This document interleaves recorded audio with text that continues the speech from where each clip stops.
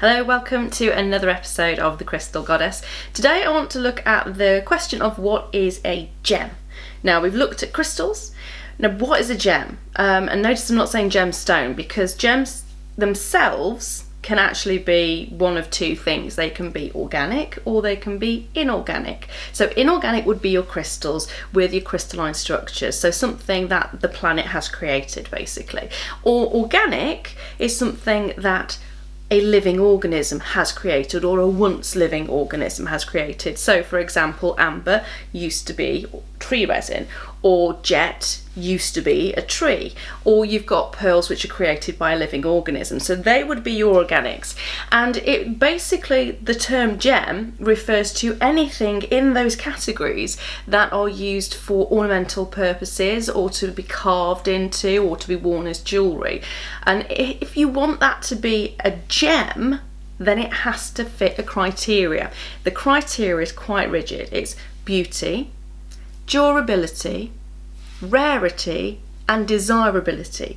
And these are the factors that have an impact on the price of whatever it is you're looking at. Because a lot of people have come to me in the past to say, well, why is this one this price and this one this price?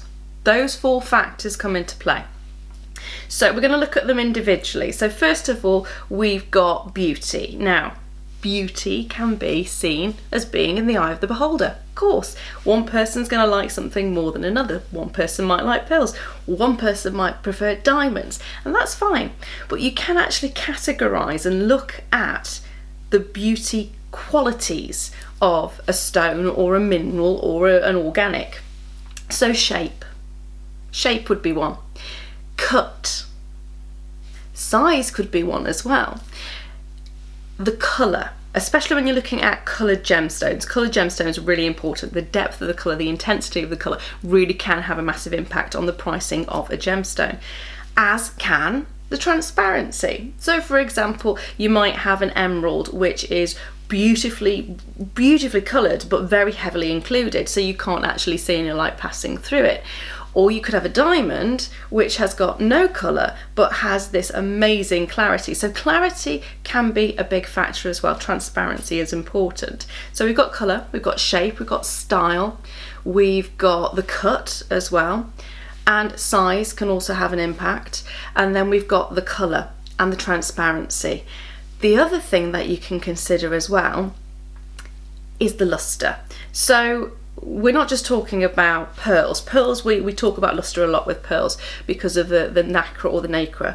And it's normally called the orient, and that's a really important factor. The better the lustre on a pearl, it's more desirable. But it's the same for gemstones as well. So if you've got a gemstone that has a really high lustre, something like a black spinel, for example, they have almost a mirror-like finish to them, and they are so beautiful. And a black spinel is far more beautiful than the majority of black diamonds because their lustre can be quite dull in comparison. So I mean, for me, if you ever want to know what a good black diamond looks like, it looks like a black spinel. Incredible lustre. So lustre is another one. And then there's the optical qualities. So there are certain gemstones that do have what's known as phenomena. So the phenomena is things like an asterism, so you can see a star. Or it could be chatoyancy, as it with cat's eye. So you get that movement of light across, which looks like a cat's eye. There's also the ability to colour change as well. Some gemstones can actually colour change, or it looks like they colour change. And then you've got things like labradorescence and agilorescence as well. So all these factors can be looked at to determine whether a stone or a gem is beautiful, and they can all have quite a dramatic impact on the pricing of the stone or the pearl or whatever it is you're looking at. So that covers your beauty.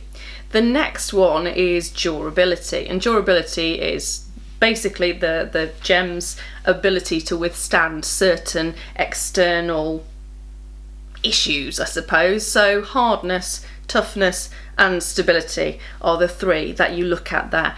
So hardness is the stone's ability to withstand scratches from other stones, and we looked at the Mohs scale a little while ago, and it's basically anything at the higher end of the Mohs scale will scratch anything below it. So a diamond, which is 10 on the Mohs scale, the top of the Mohs scale, the hardest of the stones, will scratch a fluorite, for example, which is a lot further down. It will also scratch a corundum, but a corundum would not scratch a diamond. So that's your hardness scale, and it's the ability for the stone to withstand any scratches. Durability is the toughness. Toughness is the stone's ability to withstand cracks and fractures.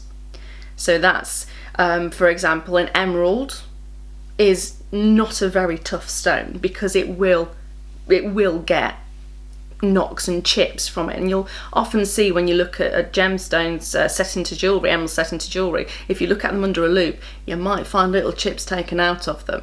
There was an incident recently, he got very upset with me, when we went to, what was it called?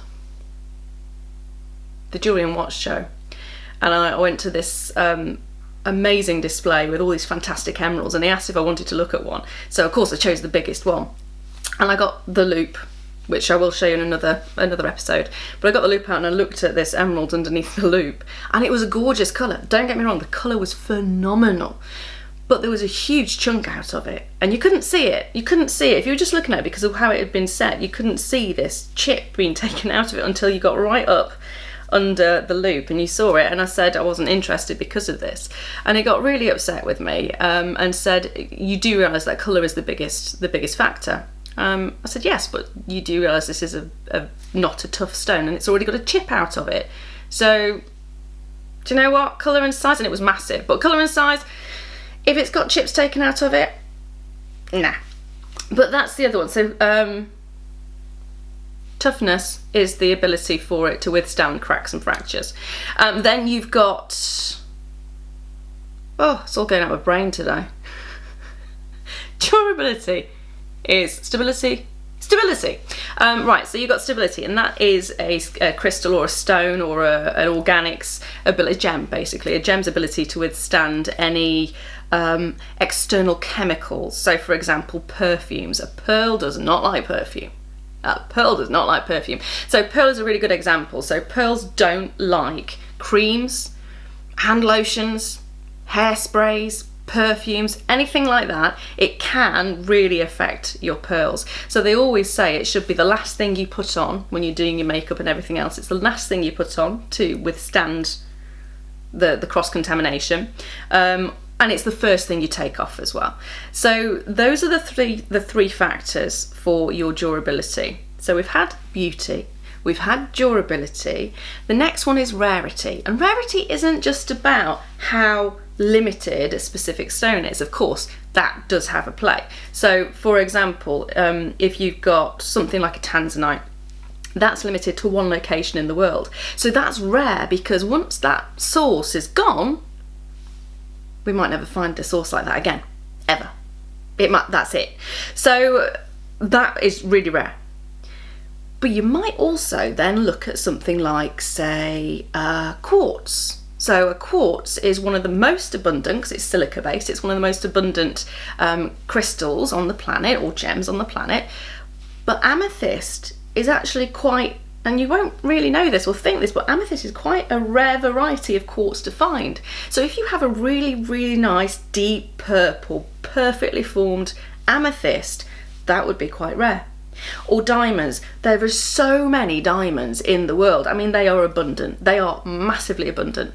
But gem quality diamonds are tiny. The quantity is tiny. So that, again, would be rare. So rarity comes down to all of these different factors. So if you're wondering why something costs this much, but that looks the same or is bigger, costs less, why? It's because you don't just have one factor when it comes to gemstones or gems in general. You have all these different things that are coming in. So we've just gone over beauty, durability, rarity, and the final one is desirability. This also, it seems quite a fickle one, really, because it's down to what's in trend or what's in vogue in the moment.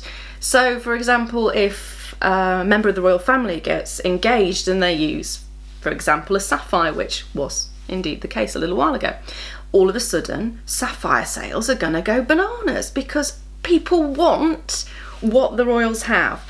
And if you have a film star on the red carpet wearing a certain type of designer jewellery, the popularity of that particular designer jewellery is going to be a lot more than if it was never seen on the catwalk, because fashion and stars and royalty all have an impact on the desirability. Fashion's a big one as well.